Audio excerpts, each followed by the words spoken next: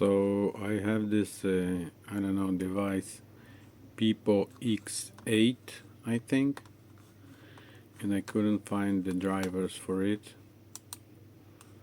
but eventually after I installed Windows 10, this is the parameters,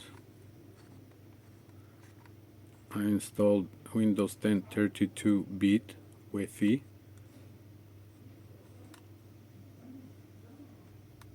It worked.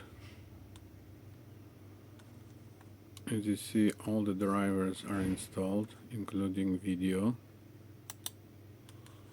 So I used, for this device, I couldn't find the drivers on the internet,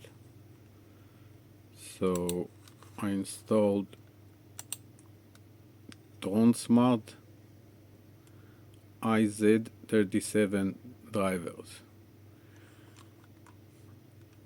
Okay, it's one setup file, this one. I ran it and installed all the drivers. When it asked if I'm sure to install the drivers, I answered yes. And then yes, this is all the drivers, sound, video, install automatically, which is good. Then I went and installed, I had two question marks for in the device manager, so I installed these both. I clicked on the unknown device, choose locate the driver, and pointed to this folder. So installed those two.